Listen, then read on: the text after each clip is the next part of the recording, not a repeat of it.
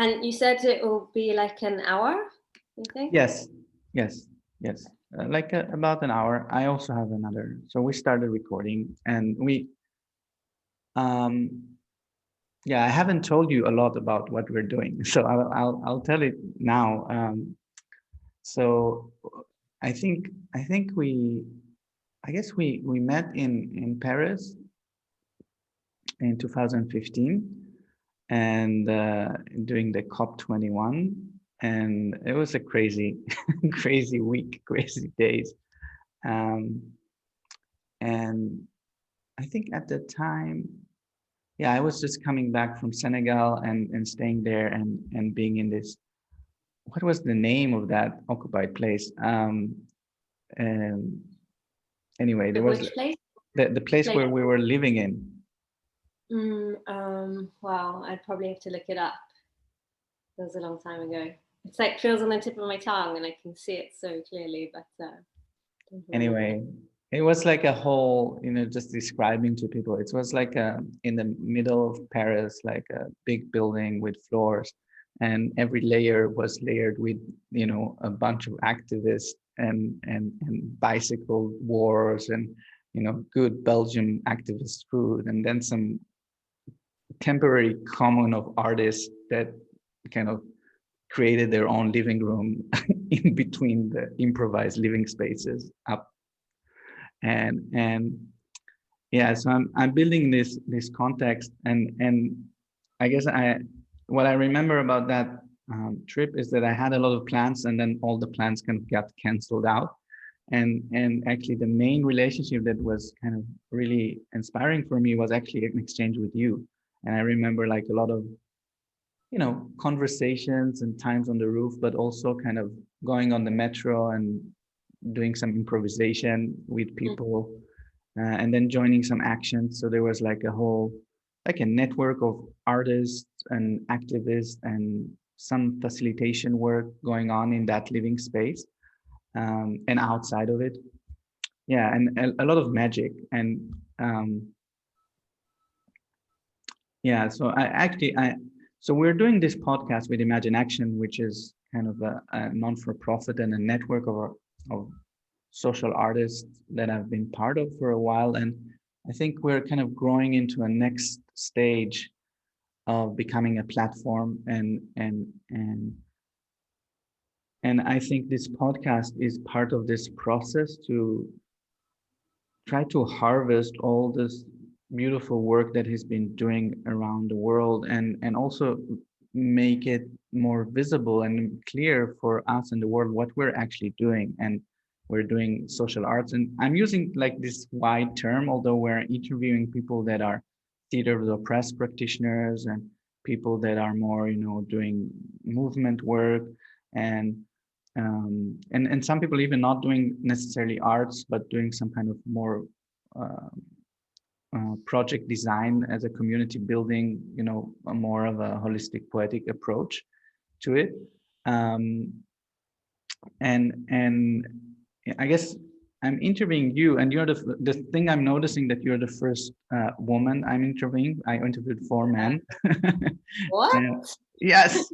Well, I'll catch up later, and the next series is done by Ilaria, my partner, and she will doing focus with women. It's just the people that answered to me, and what I said to Yuan, was the last person I interviewed yesterday, is that yes, there were 4 older white men we interviewed, but I feel we have a lot of work to do, so we need to work as well. We have to talk about it. And but yeah, and the other thing is that again, um, yeah, I wonder, like, maybe this is like a pre-question. What would you say you are? You, I guess you're a storyteller, an artist, facilitator. Would you call yourself a facilitator and social arts facilitator? Do you feel it's something that you can find yourself in that as well, your work? Yeah, I mean, I feel like I kind of play with the title sometimes when I discovered storytelling and started telling stories, and I kind of started calling myself a storyteller because it it became a really useful umbrella for someone who facilitates and does community work and sometimes performs, and it became a useful umbrella. But yeah, these days I suppose I usually use storyteller first, and then facilitator, educator, um, community builder, perhaps. I like that you said facilitator for social arts. I was like, oh, that's kind of, yeah, that kind of is what I do. I suppose I usually plop the word community in there somewhere because it sometimes it feels kind of like a driving force for me as well. Mm. Even though it's somewhat elusive, that word. Yeah. And I want to say something about the name. So your name, um, um, when we met, I think you were still starting with Kesem, which is magic in Hebrew, and the Kesem storytelling. And I think that the name before or still is it's Charlie, and Charlie Kesem. And I, yeah, I find it fascinating. And also I remember that you were, you know, doing Aliyah, going to Israel at that time, and maybe, Emigrating. For those who yeah, don't know what Aliyah is. yes, like what is Aliyah? That's a good question. Oh, Uh, that's a whole can of worms. yeah, basically going to live in Israel, and but so maybe we can go back to this later. So I want to, start with the question I'm asking everyone for the beginning, which is, what has been your way in, your doorway to this line of work, whatever it is called? Oh, I like this question because actually, the minute you said doorway, this kind of it's like portal in my imagination opens up, and I suppose that's definitely a big part of the way in. Um, Actually, some years ago, when I was in my 20s, when I was trying to find my way and what to call myself, my work, I actually did choose the name Magic Door and made it, even drew a logo. And I think it was a bit too like, woo, not perhaps not grounded enough, but I love the image like of when we tell a story or have a communal experience. It's kind of going through a doorway and going through a portal, and how we can use words to open doors, in our imagination or in human connection. Even now, we're just talking about these empathy dinners, where a friend of ours, Melissa Apixis, is doing empathy dinners with a Republican and a Democrat, and it's opening a doorway, to meet each other. But the question was about like how. What was the question again? How did you get to do this work? Like what was your way in, or entrance or doorway or key? I suppose in a really broad sense, I feel like the arts have always been my like blood in my blood and in my pump in my life force. And after years of realizing that I'm not an academic, despite what teachers or family might want, um, pursuing that more, finding my way to. I studied arts therapy, which was a huge personal healing process, but also in conjunction with that, I started to meet like-minded, innovative communities, and I felt like actually that was a big part of my training ground as well. I was learning from my friends and my peers about facilitation, about um, inclusivity, about create how to work with social issues or religious, spiritual holidays, but in such creative and magical ways. That was definitely for a long period my doorway, and then eventually I found storytelling. which was like the next grand doorway. And I really feel like I must credit the School of Storytelling in Forest Row, where I studied, and wonderful teachers, Roy Gallo, and many teachers who just, yeah, they open the doors for many people all over the world. And the stories themselves, I feel, are the doorways, actually. And as I go through each year now, telling stories, sometimes more, sometimes less, I sometimes find there's stories that accompany me in a certain time of year or time of life, and it's literally that I feel like they kind of like knock on my door and say hello. So yeah, that like the stories are the doorways, and then every kind of step along the journey, and the people that inspire me along the way, I think they are the doorways too. They have been, and they are. Yeah, well, actually, this leads us to the second question, which is both about what has been leading you, but also, a little bit about the guides and who has been the inner guides and the outer guides that you found that you. Mm. Oh, I love this question too. I'll tell you why, because over this year specifically, in light of the pandemic, I've been asking myself what's my role during these times, or what's needed. And and being someone that works with groups and people, and not really being able to do that, okay, now what? So in the summer, I was doing research around the topic storytelling as medicine. And part of that research was exactly that. Who are my allies? What are my allies in the imaginal world? Also shadows and demons and characters, like to create this kind of toolbox, or a friend of mine said, it's not a medicine bag, it's a warehouse. I need more space of characters and images to call upon for creating stories, or for each one that brings a remedy. And I can say ones that just kind of pop up, because I feel like I'm still kind of on that quest. Okay, I'm not sure what's popping up, but what is popping up is something that's not actually in the imagination. It's outside in my garden. It's been one of my lockdown projects, learning gardening, and the trials and tribulations. I just planted, how do you call stilim in English? Like Yeah, like it's not seedlings or plants. yeah, No? Yeah, yeah, seedlings. Yeah. seedlings. Just planted seedlings yesterday, and then the first really heavy rains came and almost buried them all. Like it's a wonderful image. And then this morning, kind of trying to pry them out and tuck them back into bed, and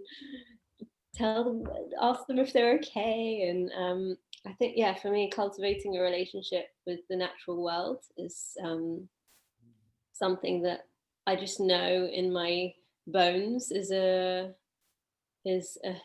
healer, is support, is medicine. And I know that, yeah, because I know I can easily forget to listen to those things. Mm. And actually, one of my guides in the form of a real person, Mika Hadar Borthwick is her name, who I actually met around the time I was discovering all these wonderful communities, Limud and Grassroots Jews and Moshe House. I was studying art therapy with her daughter, and she, Ruti, her mother Mika, is a healer, and something that one of her many facets. She has many gifts.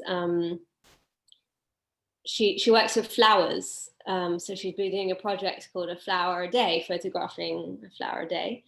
And then I noticed this year she started posting the flowers again, but saying, look at the picture, take 10 mindful breaths, and sense what do you sense, what do you experience. And of course you can do this with real flowers or plants or trees or crystals or all kinds of things. Yeah, kind of surprising me that actually I'm focusing on mostly things in the natural world. I think dreams, there's certain characters or places that have been appearing in my dreams. My old garden where I grew up has been appearing in my dreams lately. I'm like, oh, that's interesting. What does that have to say? Well, I feel like there's a lot more I could say on this topic. I don't know whether to continue or not. Yeah, no, it's great. Like I really believe in that, and I have experienced that I had many mentors and teachers, and but really, if I have to, nature has been like a major, like even from a very small age, and this relationship with nature, and then dreams, and for me also, Noah, my child, as a sort of kind of in a sense of, and I feel like this kind of work is yeah, it's yeah, anyway, it's a whole kind of topic, but it's very close to what people used to call like witches, or or haha, uh, or a witch doctor, like things that are base of in the human culture, it's talking with the, so I believe in that spiritual element of this work, even if we're not naming it, it's there. That's what I feel. Yeah, I mean, I would like to add that I feel like that's just what came out when you asked the question. But I will say that it's not like I'm one of these people that's, preparing my own medicine and always meditating. And that's just what came out when the Yeah. question was popped. But I definitely very much feel like a student of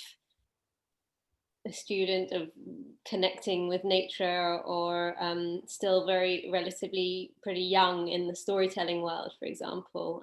Actually, Roy, my teacher, said it's one of the professions that you kind of get more credible with age. It's funny. Yeah, and I think I felt it's important to say that because also, if I'm working, I told you just before about this project that I'm doing that's connecting with the different seasons and life cycles, the 8 kind of, I call them transitions of the year, which have different names and different traditions.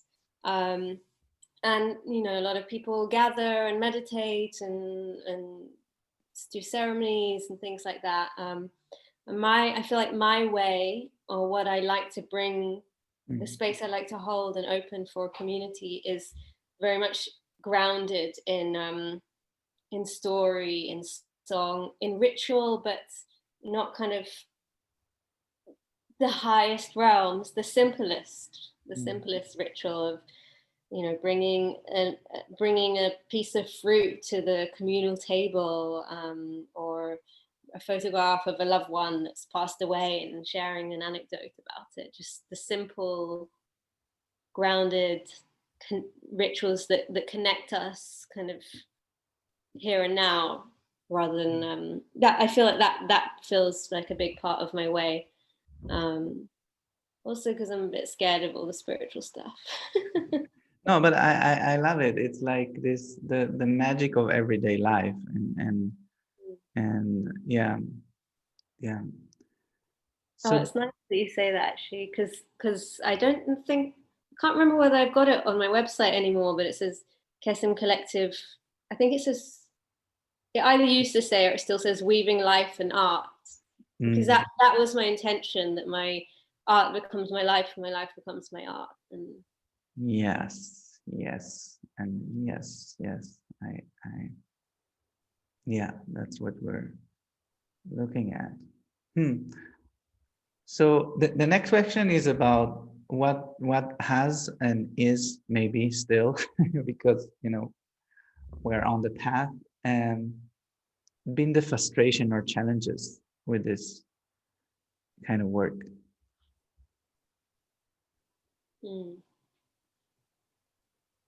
I mean, there's a couple of things that pop up. I just want to say them out loud so remember. One is about finding the way to this work, and one is about the boring practical stuff like marketing or knowing your audience or how to brand, like more businessy stuff that I'm perhaps been more resistant to, but learning more and more how to do that, and having funny days where I'm doing marketing, which basically means having personal conversations with loads and loads of people, which when I zoom out, I feel like, oh, marketing, but zooming in, it's like, oh, it's quite nice. It's just like to try and make it personal as possible, especially like I can't remember when I said, but feeling like we're so saturated with stuff. Have this experience, have this workshop, have this thing, have this thing. I'm like, why would anyone want a storytelling course now? And a lot of people usually tell me, well, that's exactly what people want right now. But yeah, I feel very overwhelmed by how much there is out there. And also, I'm quite picky about what I resonate with and what I don't.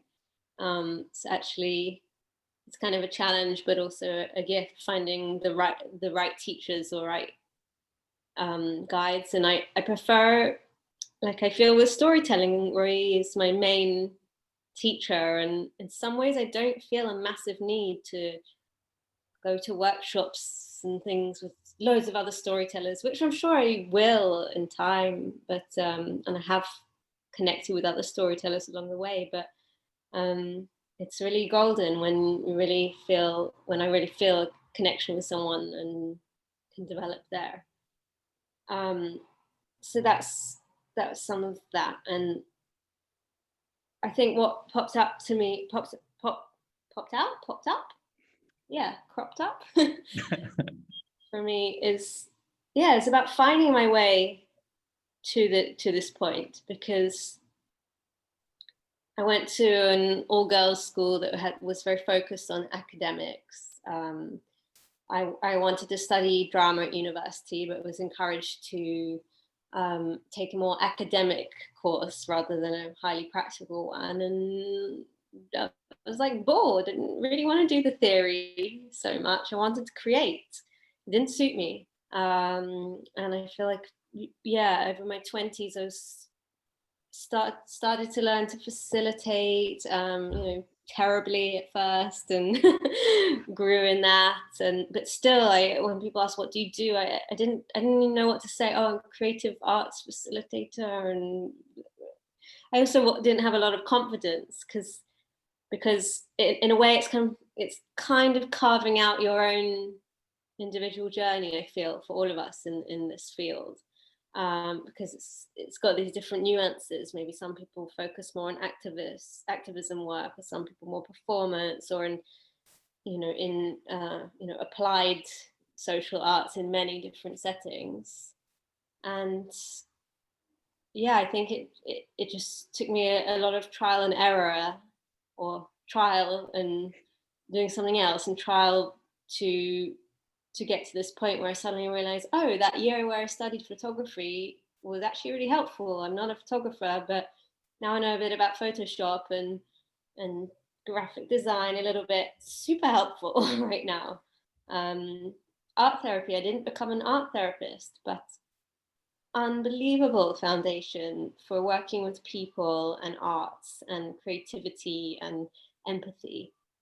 So actually, my partner's family I was talking with them about this, I was talking with them about this recently, how, yeah, I suppose because of what I went through, I feel like it's okay for young people in their 20s to get a bit lost and not know and try. I feel like that's time. That's the time. But it was challenging. Fortunately, I was privileged enough to have choice to find that way, and yeah. Yeah, yeah, I'm hearing this, finding the way, and yeah, also a little bit this kind of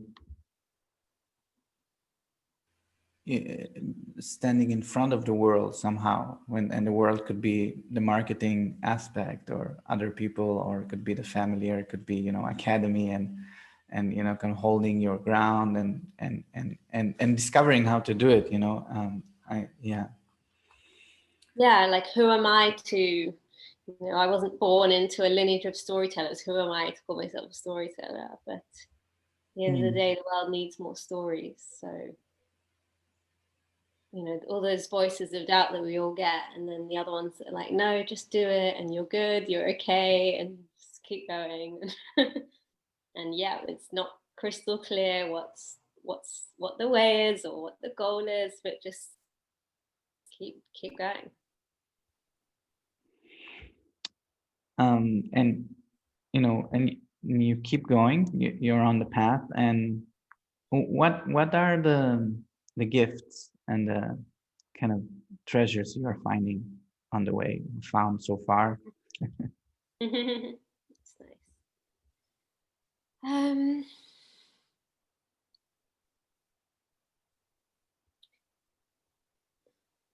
I feel like when I was studying storytelling, our teacher talked about this magic when the storyteller and the story listeners and the story kind of become one. Um, like, let's say, as a phenomena rather than like a kind of a spiritual experience, although it could be this phenomena where we've opened the door, the stories open the door in our imaginations, and it's not about me or someone as the teller and the listener. It's like we're entered into this space and we're there together. And when I experienced that togetherness through the imagination, and maybe slightly this sense of, oh, there is this power, because I've kind of taken people in, and I'm the conductor. They're trusting me in this. That it's more like a feeling of awe than rather power, actually. And real, yeah, it feels really magical, and kind of humbling, and an honor to let this story out and create this space together.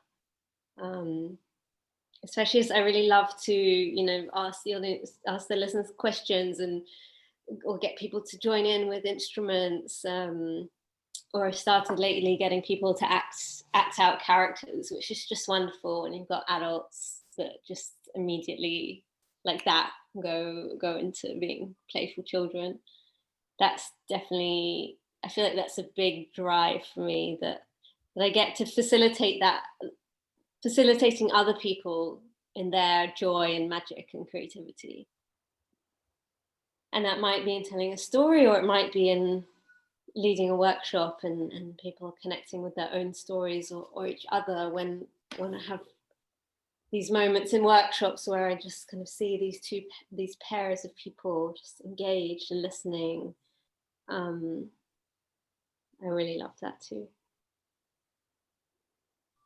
Actually, yeah, I did a deepening workshop with, like an enrichment workshop with Rory when he was here in Israel, and it was a workshop about the art of listening. It was very funny because we were about 70 people in the room, all Israeli, pretty much, I think. And and the exercise was there were several rounds, and it was, you imagine you're walking around with someone in a park or something, and you're both at the beginning you're both speaking over each other, and then it's dropping down a bit, so you're leaving a bit more space but still interrupting, and then it drops down until it ends up silent. But it was very difficult for people to just shut up. It was very difficult. It was very funny. It's definitely something in the culture here. But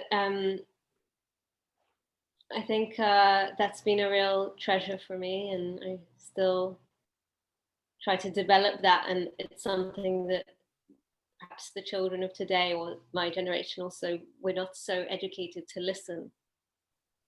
And it's said that a good storyteller needs to become a good story listener first, which is absolutely one of my gifts and treasures also. When I love hearing stories, so I'm like, ah, yes, tell me. And Yeah. I'll just add, whether traditional or, there's something so humbling when someone tells their true story. It's such a gift, even if it's not very deep. If they tell it in presence and authenticity, it's such a gift to hear someone else's true story. Yeah. So yeah, and connecting with this, this magic, this collective magic moments, and how they are, almost addicting and feeling, and oh yeah, yeah, maybe after we can share more about Paris, but I remember this cabaret night. It was like the craziness, the craziness of this whole thing, that kind of Explosion of creativity. yes, and cars that kind of get stopped down by um anyway, yeah, it really felt like being inside a story, like sometimes you feel like you're inside a weird story. um yeah, and also the thing about being silent and the difficulty to be silent, and that it's a journey somehow to arrive there. Yeah, I feel there is like an aspect. So when I was working in schools in some periphery of Rome, and it was like crazy workshops, like they just mass up. So I worked like they put the most difficult children they could find in all the school area to do the group with me, and then I proposed this weird situation in which I work with them for 2 hours, and then we perform for the entire school after 2 hours Wow. of work. Oh my goodness. And Yeah. Anyway, it was very weird. So obviously they didn't like prepare a lot. So it was really about like, and what I was trying to reach to is silence. I was trying to get a collective moment of silence, and it was really, really hard. But in that slight moments in which everyone, the entire school was silent. That was, but not in because be silent, but because there was a pause, like a break. I was seeking that, and I could feel the resistance of it to it at the same time. So and I feel, you're talking about Israel, and I'm, of course, I know pretty well the situation there, and I feel like in many of those places where life is intense and there is a lot of shadows and stuff accumulated over years, Rome periphery could be one of those.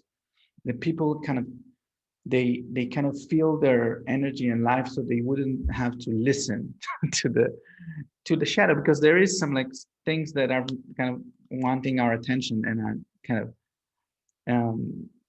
but we're trying to confuse them. So they don't have space to come in, and it's scary. Anyway, but I feel again that once you manage that a little bit, and then you kind of stretch this, you start to see, wow, I can breathe again. We can breathe again. We can breathe again. And I really see this collective strange moment we're living in as a pretty good nudge, interesting nudge to, Mm, the earth saying like, stop and take a breath. mm. Um, and I a little bit diverge from my questioning, but I'll bring it back. And this is the last question on this part of the journey is, you know, what would be if you would meet someone starting this path right now, or even you starting this path right now, what would be your advice? Or Wow. Um,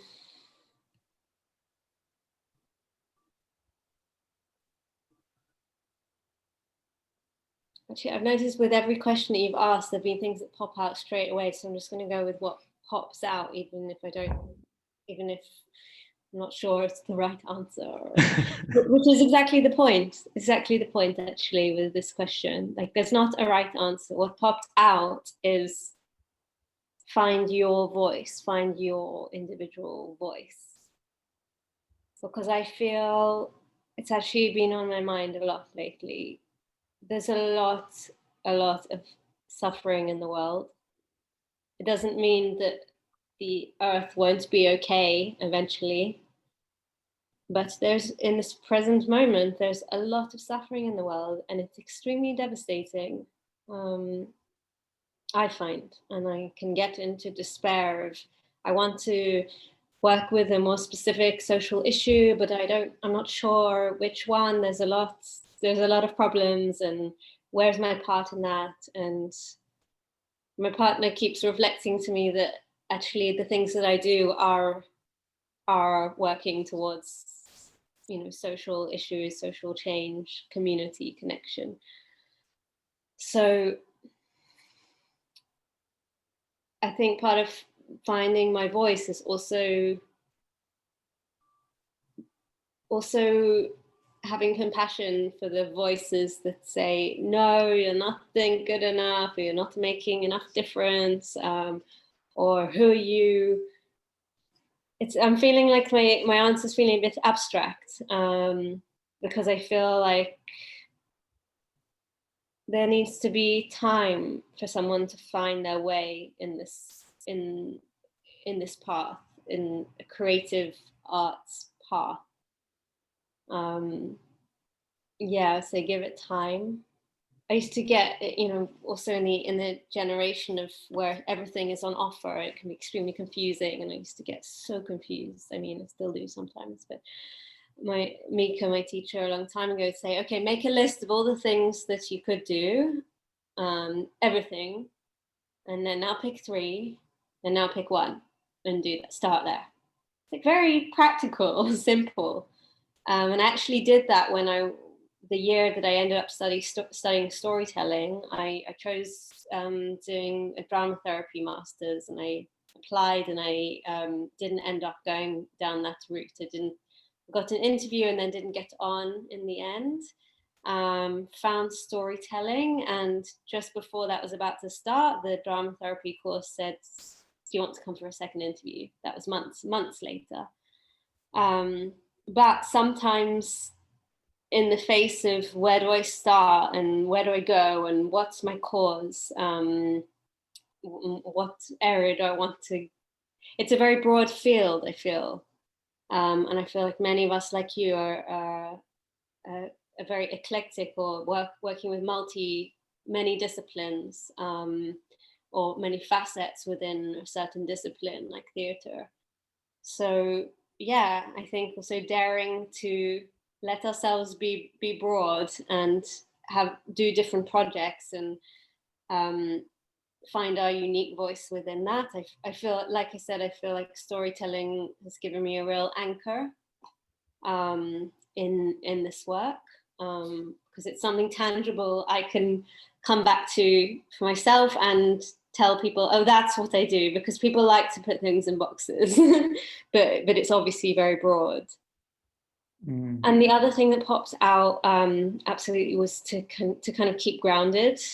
I think I used to be very like, I won't do any jobs that I'm not passionate about. Blah, I don't care. And sound like a spoiled brat, to be honest. But I did a lot of admin jobs. I usually always, even now, actually, I do one. I have my more bread and butter job and then my creative job. Right now, I teach English as for my bread and butter, but it's I feel like it's the closest. The closest job that I have that's in many ways intertwined with storytelling. I work with stories, I work with song, I work with creativity, people of all ages.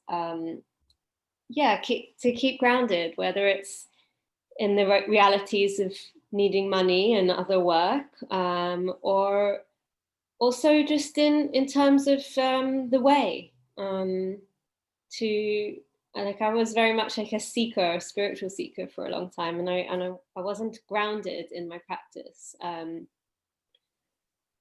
don't know if it's a much bigger conversation. What is being grounded? But maybe just to kind of close that or summarize it for me, I suppose about having a look at the difficult parts of our personality as well, the ones that want to avoid things, or say the stubbornness, or I'm struggling to find the essence of what I'm trying to say, but perhaps it's just about balance. And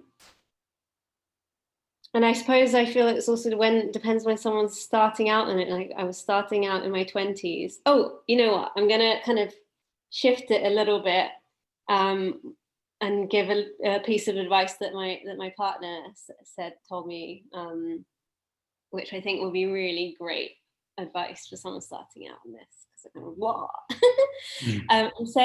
He said, find the people that are doing similar things in your field, and kind of stalk them or copy them or invite them for a coffee. Like, who do you respect and admire, and why? What do you admire? What do I admire about them? And how can I be more like them, but in my own unique way? That, I think that's great advice. And also in terms of creating partnerships, who do I feel I just have a kind of a burning to create a partnership with them, even though I don't know what projects I want us to do. I feel like that something resonates with me there. And so reach out to those people, and don't be afraid to hear no. But I think kind of keep going, keep trying, keep experimenting, keep creating, collaborating, doing solo work as well. Like solo creativity. And if all that fails, just, kick back in nature. Yeah, that's great. Yeah, it echoes something from my last interview, which Yuan said about. Also, it was also part of his advice. Maybe he's similar to your partner, but in the sense of find someone that you like, and start by copying and then finding your own way, and it's a very human thing, and it's also kind of, anyway, he's a very interesting. He's from Wales, and is doing really interesting, incredible work during the years, and labyrinth and sensory labyrinths, and Johan Brioch. And yeah, you also brought this back, this being grounded, which I like about kind of not also detached from everyday work and everyday life, and allowing yourself and doing other work and finding your work inside the other work. I love that as well. And I have like soon at 10:30 I have a group, which is in a project that I'm working on currently here with the immigration system. It's like, and I'm not, you know, it's a entrepreneurship laboratory, and I don't know anything about entrepreneurship, but and I don't know how I maneuvered myself, but I think I, you know, intentionally maneuvered myself to that space.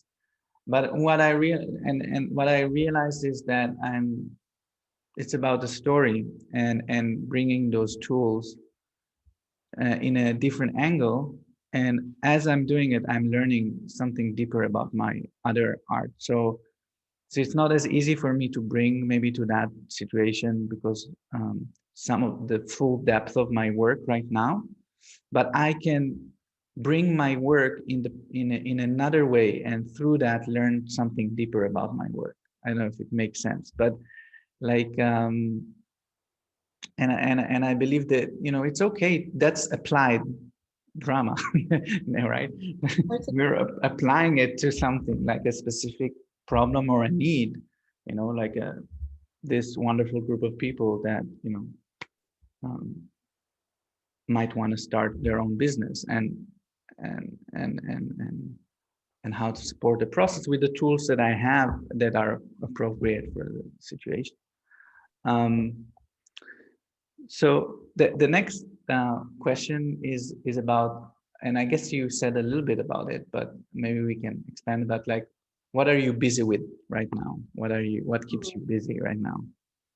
Okay, I need to just close the window because it Sure. started raining and my bed got wet last night. Yes.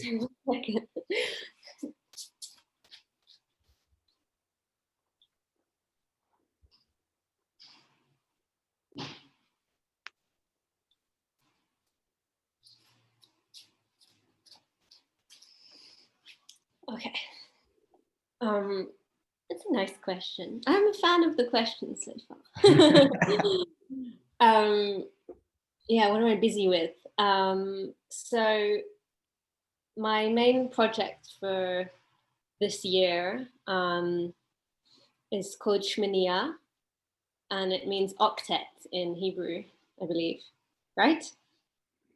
Um, I don't know what octet mean, like, but yeah, Like it comes from a it comes. shlishia would be a threesome, and a reviyah for Yes, like like eight. in a group of eight.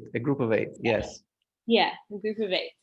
Um, so in pagan or ancient Celtic or even Jewish tradition, to an extent, Jewish tradition, we find eight holidays, or I like to call them transitions in the year. So we've got the winter solstice, summer solstice, um, the two equinoxes, and which are called the sun festivals, and the other four, the fire festivals, which are Day of the Dead, or Samhain.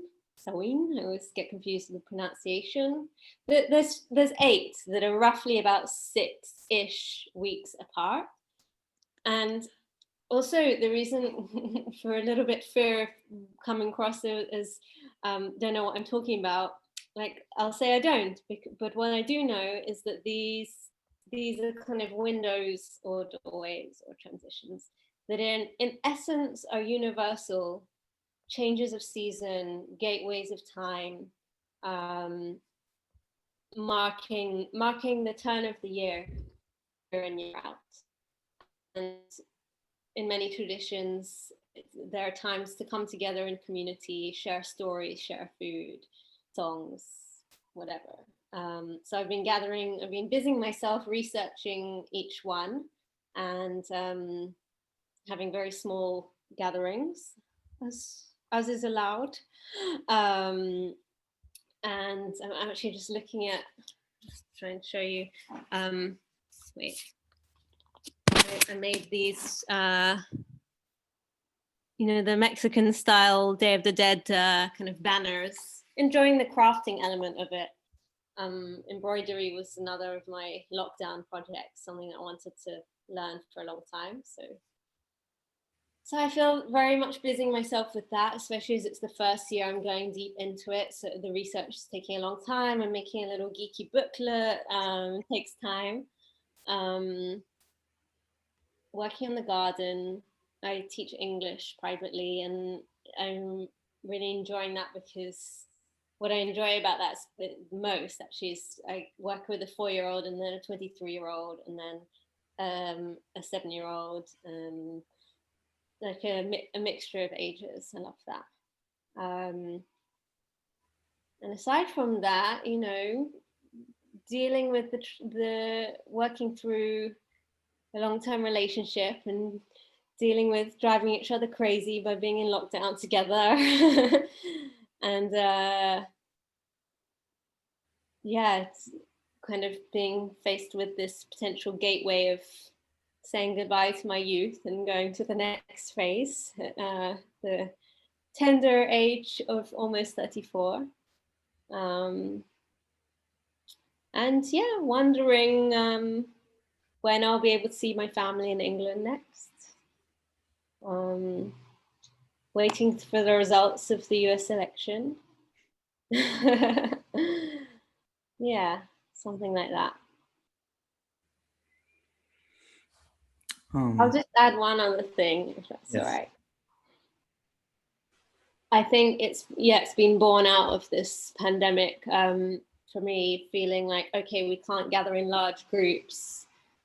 We can gather in small groups, and this feeling of a call for intimacy and depth and connection, and me asking myself, who are my life partners, not just my partner that I live with and may make family with, but who are my life partners for the long term. And I feel like, especially it was one of the things I was always drawn to in Israel, the kind of warmth and open-heartedness of the people. But for me, yeah, there's a great difference between having a beautiful smile or conversation with someone that I met at a festival. I feel like many great heart connections. But for me, I'm like, the difference between a heart connection, soul connection that's beyond words, and someone that's a life partner is it's each of us investing in each other, time, energy, support, like keeping it grounded also. And it's not always about the frequency of meeting or being in touch, but that continual watering of the friendship. And it's emerged in these times for me is very important. I want to give most of my time and energy for people that I feel a mutual investment in, like for the long term. And everything changes and can't control it. Yeah. Yeah, it sounds very grounded and wise way to look at what is happening. And I guess, and this is the question about, how do you think social arts can support the world in this moment of transition? Like, how can we support what's happening? Yeah, I think this is a great question. I feel myself kind of challenged about my own answers or the answer, because obviously once this corona went worldwide pandemic and a lot of things started being on Zoom, here we are. Many Zoom events and this and that and the other. And at first, I don't know, I was quite into it. And as you know, participated in a Storytelling for the Soul Zoom event, which was really lovely. I very much enjoyed it. And I participated in several other things. And at the same time, a big part of me saying, no, I don't want to just go online. I want to kind of, if anything, disconnect a bit and connect more with myself and my own creativity, and And like I said, the local people around me, I feel like that's, you know, to get together when possible with just a few people and like do some crafts, or like on the very personal individual level, I feel like connecting with local people, and you know, to those of us that can, that have time, energy, resources, checking in with other people that may need extra support. um, like it's not exactly arts, but in a way it is. It's like the social arts of community, and like stewarding each other, um, and yeah, I feel like for me, times donating money, times donating time and energy, maybe not as much as I would like to. um, I think I really applaud people who are doing a lot of online work, and I feel like a lot of people have really flourished in this period in that sense. I feel like some people full on gone into that, finding their niche and their audience and their energy, and I really am like, wow, because I just feel like, no, it's not for me. Right now, it's also maybe the winter is a different time. Um, and again, I think it comes back to finding your voice in that. So if it means a bit of a retreat to personal research and creativity and developing personal relationships, or communal event ventures, or global Zoom creative projects, and also it can be, you know, dipping into each of those things in small ways. I think one thing that's been quite interesting here actually is that, you know, there's been a lot of protests. So I think for many people that's been a big social arts outlet. Actually, in the summer, there's a lot of protests in front of the Prime Minister's residence in Jerusalem still. And over the summer there was an enormous women's march, which I kind of missed out on because I took a 5-week break from Facebook, which was amazing.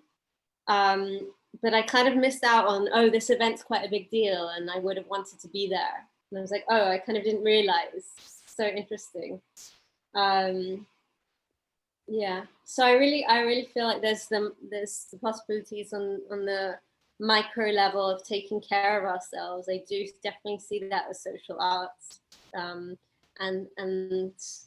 kind of the okay, taking care of my family and my wider circle, and sort of inner community, and then the wider circle, and then does anyone else need help, or all within what we feel able to give and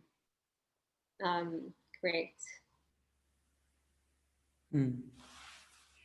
Yeah, I like it. This kind of bringing social arts as something much more simpler and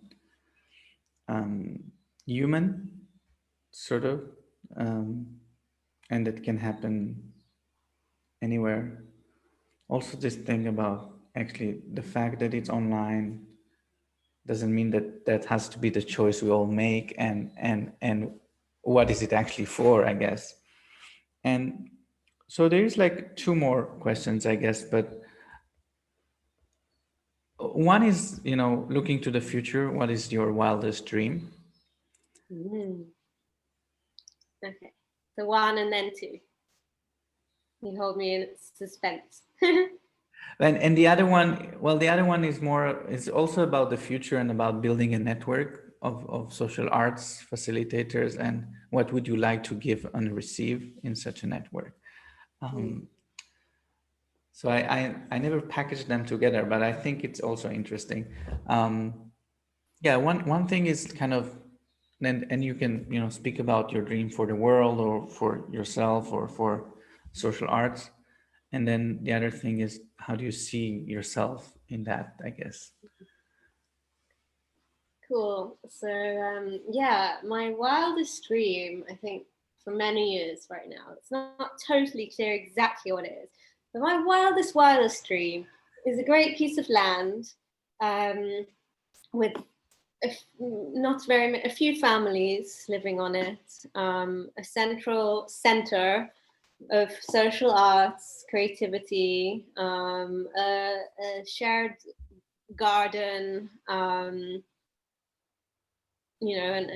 outdoor place for fire and gathering. Yeah, I suppose it's land and the right collaborators for that vision. But I suppose really at the core of it is about I don't I don't know if these are the right words for me yet, but it's like a center for creativity. I like actually you say social arts. I feel like I don't use that term much, but it definitely resonates. Um, that's definitely my wildest dream. And if I make it a bit wilder, it has like a big pool, but ideally ecological. But swimming is my therapy, so it's so hot here in the summer. Not 100% sure that it's here or somewhere else in the world. And I suppose actually I do see your two questions interwoven because I feel like the fabric of that kind of dream is with other people that have that passion for social arts and community and creativity. And I think I used to want to be a lot more communal, and these days I'm more like I need my privacy, and I think people need privacy. So an element of privacy and interwoven shared creation. And so the question was about if there's this network of social artists, how do I see myself being Yeah, part? like let's imagine we have this social arts across borders network and facilitators connecting maybe centers, organizations, project. Mm-hmm. What would you see yourself as something that you would like to give or receive in such a network? Yeah, actually, even though I just went on about how I'm not really into Zoom, like it depends on the project, to be honest, because this kind of thing does spark my joy, and I think it's this kind of vision that drew me to Paris and the Arolas project, who were focalizing this group in Paris. And coming from London, I was always fascinated by everyone is from everywhere in London, that diversity, and I feel like it's such a great way to recognize our humanness. So yeah, I feel like I definitely would want to. I feel like what immediately comes up is that being a platform to give each other tools. So yeah, maybe I would offer a short storytelling workshop, for example. Um, or tell some stories. Love to hear some stories from all over the world. I think it could be interesting to just hear people's practices and learn from each other. I think I would drag myself to Zoom for that. No, I mean here we are also. Like I feel like it sounds exciting. And a chance to, like the question about the role of social arts in this time, a chance to strengthen this web where many of us might be feeling a bit like, wait, what's happening at the moment? Like, where is our place right now in the world? At least, yeah, strengthening that network and web and support and sharing and exchange. I think would be a great thing for us as individuals, and maybe just evolve to offer to the wider people. And yeah. That sounds great. Actually, what has been coming up from my conversations is that maybe I do a roundtable with all the people that I interviewed in the end, and continue this conversation about the network and about the dreams of this network, which I believe it can be online and it could be on land. So now with my friend Ron, we're creating a new program starting soon, Labyrinth of Community, and it's probably going to start online and then it ends on land in a place in Italy. Wow. And what I feel also doing a lot of Zoom, and I've been doing a lot of Zooms, is that the most powerful Zooms was when I was using the Zoom as an excuse to connect deeper to where I was, in a way. It kind of is a weird thing, but I was doing some movement practices, and then I just look out the window and I'm connecting with that tree. And we did a lot of this kind of practice in nature as well. And sometimes it's not really with the with that kind of nature, but some kind of other aspect of nature, of our interconnectedness, that I feel that at some weird level we're rediscovering something that we already have, that we kind of that our awareness can travel millions of miles and in every direction, and is as huge as the universe. And so I'm thinking, and let's see if we can set it up, this table. And I think that, oh, we should have Kesem start us off with a story. Oh yeah, I'm in. Yeah, I think actually, I was just gonna say, I think what would definitely attract me more to this kind of project is, yes, discussion, but I prefer more experiential over discussion and ideas, because I think it's something that us creatives can get a lot into ideas and visions, and I'm into like, let's do, whether that's telling a story or doing something with movement, or and that doing can be listening to someone's creative offering for sure. But yeah, I think that feels Yeah. or at Yeah. least after an initial meeting, okay, then how can we embody kind of more? Yeah. Well, we're creating spaces of all sorts, and very likely December 3rd we'll have a sort of a hub social arts exchange situation. I'll let you know. I'll let everyone know when this goes online. Maybe it's going to be like an occasion to bring the stories. Maybe you want to bring a story there, or an activity. My partner has been doing on Zoom like circle story, like create storying in a circle narrative, and it's been going pretty well. Small groups, starting in the beginning of the lockdown here in Italy, and then other groups wanting it more and more. And I think at some level storytelling works pretty well, because it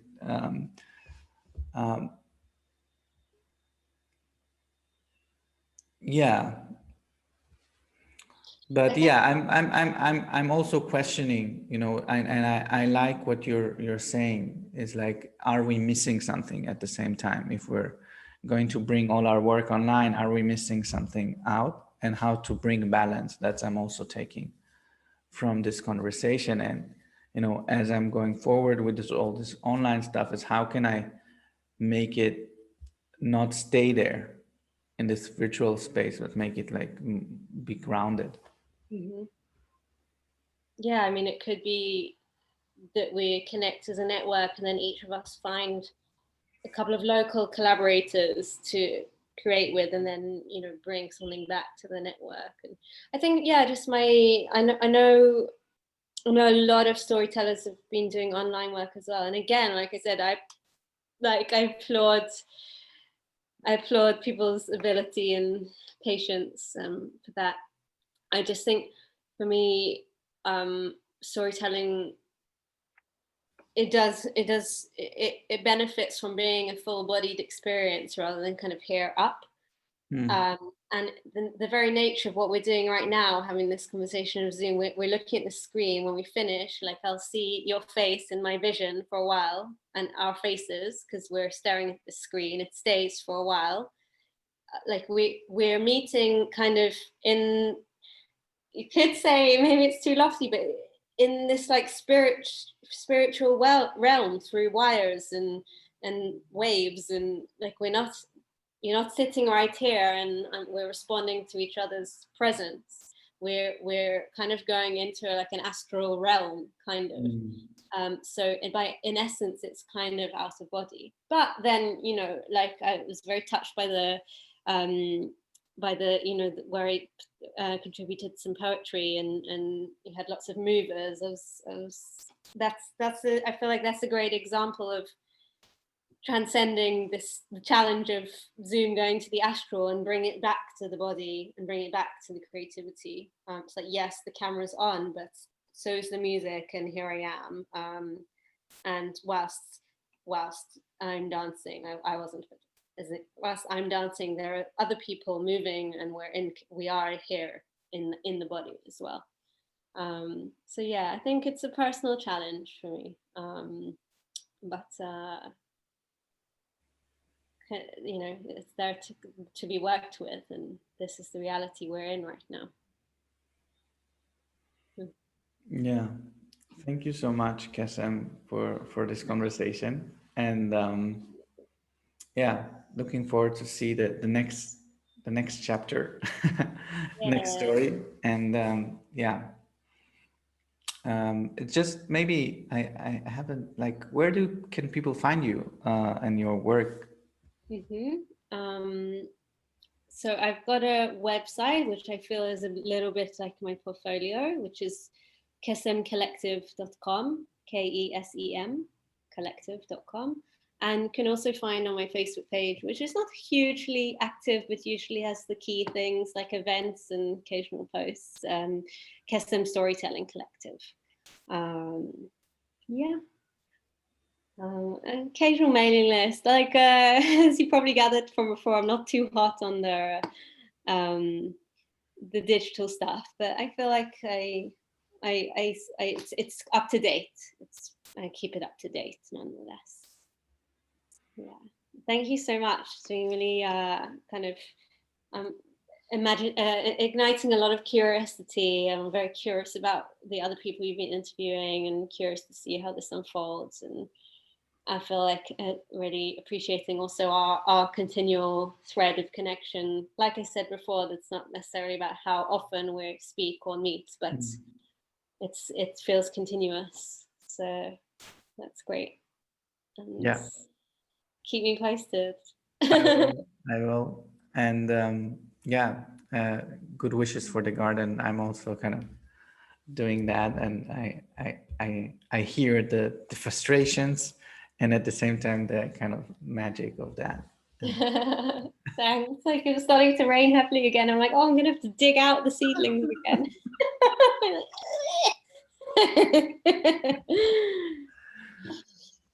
Oh.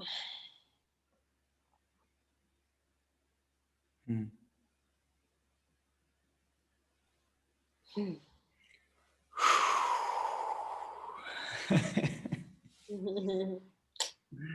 you. Thank you. Bye. Bye, dear.